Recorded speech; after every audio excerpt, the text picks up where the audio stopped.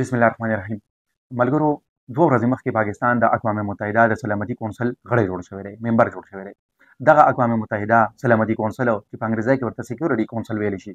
او ویټو پاورز، دا ټکي به تاسو اورېدلي. د نن ویډیو کې په دې باندې ځان پوه کولو کوشش کوو. د ټولو نه اوله د سلامتي کونسل د اقوام متحده هیستوریکل بیک ګراوند، تاریخي پس منظر بیانوو چې څنګه دا ادارې په دنیا کې وجود ته راغلي. نو تاسو ته معلومه وي چې د 1914 نه تر 1918 پورې په دنیا کې لومړی جنګ عظیم شوی. د هغې جنګ عظیم هغې تباهۍ ته چې په لکونو کروڑونو خلک پکې قتل کړی شو، نو دې ته چې کله د دنیا مهم ملکونه وو دوی ورته وکتل. د دوی د دې نه پس یو بل سره مشوره وکړه چې یو تنظیم جوړ کړو، انټرنیشنل ارګنایزیشن.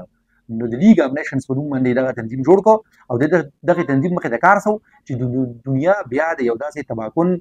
جګړې نه بچ کړي. خو چې کله په 1941 کې دویم جنګ عظیم شروع شو، نو دغه تنظیم خو دنیا د بل جنګ نه بچ نه پرې شوه، نو دغه تنظیم اتوماتیکلي مړ شو، ختم شو. نو چې کله شپږ کاله دغه جګړه وشوه چې هغه تر اوسه پورې په دنیا کې د ټولو نه تباکن جګړه ده، نو د دویم جنګ عظیم په خاتمه باندې په 1945 کې دغه ملکونه چې اتحادي طاقتونه ورته ویلی شي، چا چې دغه جګړه دویم جنګ عظیم ګټلی و، نو دوی یو بل سره کېناستل او د دنیا کې د بلې غټې جګړې نه د بچاو لپاره د یو ان او اقوام متحده په نوم باندې دا تنظیم جوړ کړو. نو په دغه یونایټډ نیشنز ارګنایزیشن اقوام متحده کې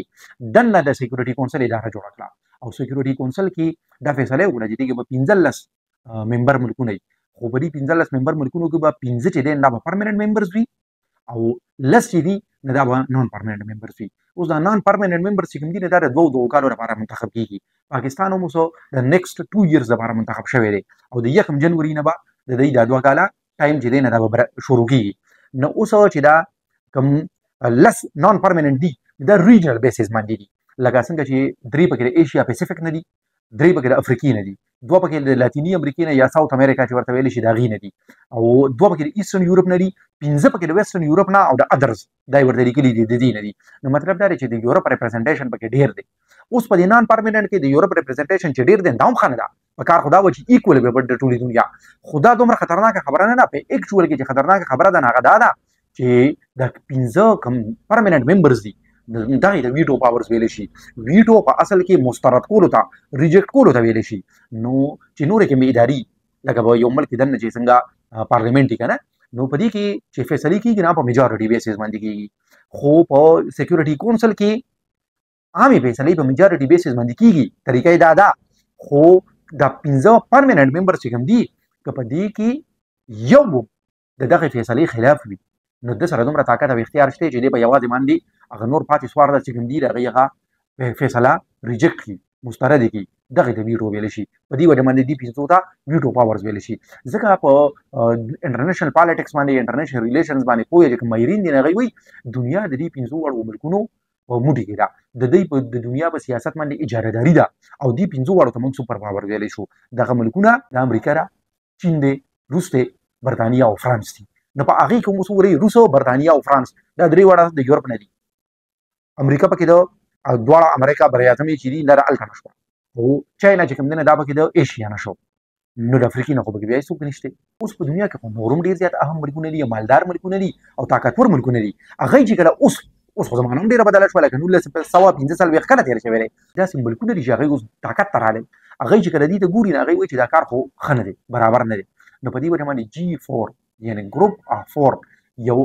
ګروپ دی، هغه کې څلور ملکونه دي او دغه څلور ملکونه چې کوم دي د کلک داویدار دي چې موږ ته په اقوام متحده سکیورټي کونسل کې پرمننت ممبرشپ ملو شي او د ویټو پاور د حیثیت تر راته راکړي شي. په دې دا څلور ملکونه هندستان دی او هندستان په دغه وجه باندې دغه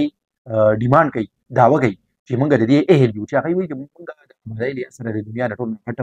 ملک یو 141 کروڑ آبادی ده هندستان. نو په دې وجه باندې موږ د ممبرشپ په کار دي. دویم چې دی نه برازیل دی او برازیل د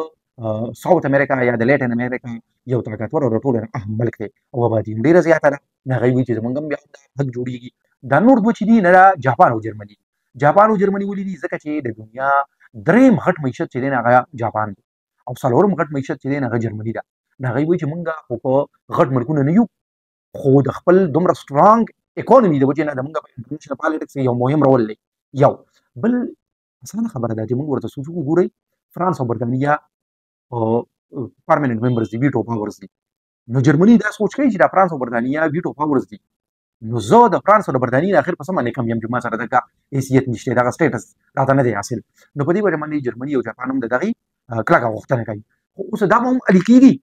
چې په سکیورټي کونسل کې کوم پرمننت ممبرز 15 چې کوم دي چې هغه به خوشاله شي ولې ځکه چې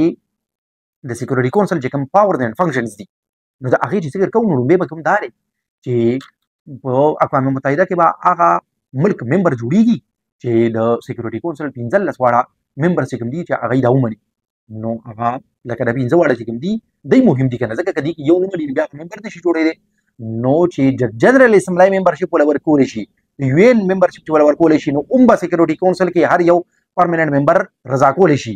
نو بیا چې په سکیورټي کونسل کې د ویټو پاور درجه ولا ورکول شي دا ډیره اهم خبره ده نو په دې وجه باندې لکه د هندستان چې موږ خبره کوو نو هندستان څلور وړ نور کوم نه دي لکه روس او امریکا برتانیا او فرانس غي د مخکې نه رضا شوي دي څو کاله دي وشو چې هغه وایي او هندوستان لا پرمننت ممبرشپ پکار دی او چاینا چې کوم نه چاینا ور بلاره کې خنډ دی نو د کشن جاپان ته چې کوم نه غي دم چاینا بلاره کې خنډ دی خو اوس داسې هم نه ده چې دا سلور چې کوم نه دا ویدار دی نور ملکونه نشته یا دا سلور چې کله دا ویدار دي چې هندوستان خبره کوي پاکستان وایي خچ ډیره ته پرمننت ممبر کې او دا ویټو پاور شین بیا خو په دنیا کې موږ ته ډیره ګرانه شو نو دا شان دي نور ملکونو مخالف شته کنه نو په دې وجه باندې یونایټډ فار کنسنسس یو بل ګروپ دی او هغه کې ډیر ملکونه دي هغه کې د ایټلی لیډینګ نیشن دی او ورپسې د پاکستان او میکسیکو د ملکونه دي نو پاکستان او میکسیکو دا ټول ملکونه چې دي نه دی وایي چې موږ هم میډل پاورز درجه لرو موږ سره هم د میډل پاور سټیټس دی کنه نو دی وایي چې داسې نه ده پکار چې تاسو دا سلور واخلئ او دا پرمننت ممبر شي نو بس دا خو د 15 نه شو د 15 په نه شو نو بس اوس په ټوله دنیا باندې د 15 مونوپولي دا اجاره داري ده بیا به نه شي داسې نه ده پکار بلکې په دې کې داسې اصلاحات په سکیورټي کونسل کې پکار دي چې د عرب لیګ نه به کوم یو نمایندګي د افریقي نه به اوس ګورئ دا سلور چې کوم دي د سلور کو بیا د افریقي نشته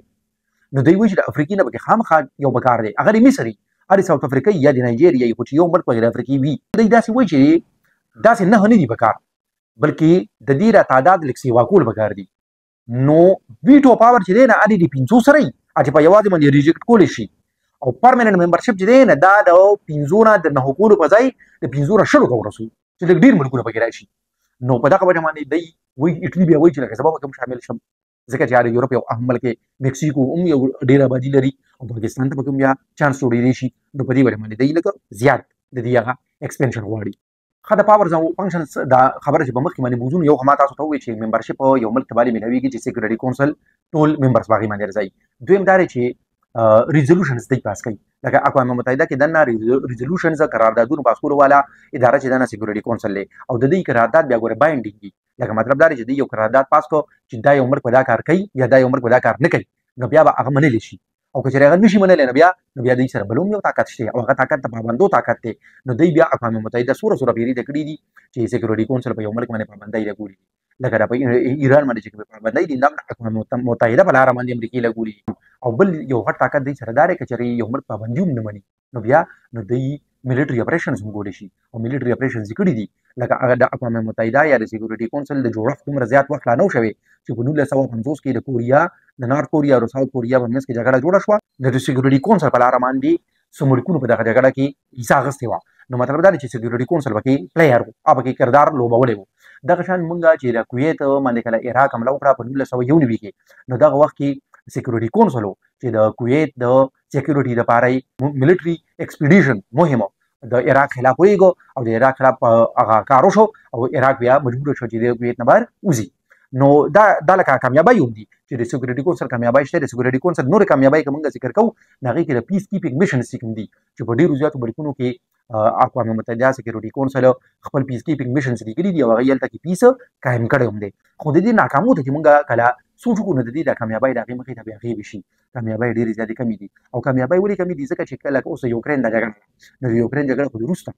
او روس په خپل هم په یو ان کې په سکیورټي کونسل کې پرمننت ممبر د ویټو پاور دی د روس خلاف اوس پابندۍ لګولې نشي ځای کې بیا سکیورټي کونسل دغه مسله جوړه شي چې مخامخ یو طاقت لکه د کشمیر مسله چې لا تر اوسه پورې نه ده حل شوې نو په 1900 یو کم 50 کې د قراردادونه چې پاس شوي چې په کشمیر کې د استصواب رایې وشي ریفرنډم دی وشي او د کشمیر فیصله د کشمیریانو په خوښه باندې حل کړی شي دا هم د سکیورټي کونسل قرارداد پاس کړو هغه قرارداد هغه یو کال نه سیوا وخت تیر شو هندوستان نه مني خو سکیورټي کونسل یې څه نه کړل ځکه چې مخامخ یو طاقتور ملک دی. نو چې کله طاقتور ملک مخې ته راغلی بیا کار نه کېږي. شام جګړې ته وګورئ، ځکه چې روس ورته میدان ته راغی، د بشار الاسد په شا باندې ودرېده، وایي دی به رانه څوک نه لرې کوي. نو بیا سیکورټي کونسل هم ناکامه دی. یو د سیکورټي کونسل غټه ناکامي دا ده چې دی هغه مسلې چې هغې کې د دوی ورسره ډېر لکه انټرسټ پکې نه وي. لکه په سودان کې اوس د څومره وخت نه ډېر زیات حالت خراب دی او یو جګړه جوړه شوې ده. د فوج او د پیرا ملیټري فورس لکه څنګه چې پاکستان کې یو طرف آرمي ده او بل طرف د رینجرز یا اف سي دي، داسې د پیرا ملیټري فورس او د آرمي په منځ کې یو جګړه جوړه شوې ده. 90 لک خلک وایي د هغې د وجې نه په سودان کې د یو ځای نه بل ځای ته لکه هجرت کړی دی، ډسپلیس شوي دي. دغه شان په 15,000 خلک په هغې کې قتل شوي دي او په لکونو باندې خلک لکه د کات ښکار دی او سیکورټي کونسل د هغه نه ښکاري. نو سیکورټي کونسل هم هغه ځای ته ځي چې کوم ځای کې دوی ته ښکاري چې دلته کې زمونږ بالکل انټرسټ دی. او د سیکورټي کونسل د ناکامۍ د ټولو نه غټ دلیل نور څه کېدای شي چې تر اوسه پورې د فلسطین مسله حل نه شوه چې په هغې کې بیا جګړې کېږي او ټول سیکورټي کونسل د امریکې د وجې نه د اسرائیل مخې ته ناکامه ښکاري. بله ویډیو کې به بلې موضوع سره راشو. د الله په امان.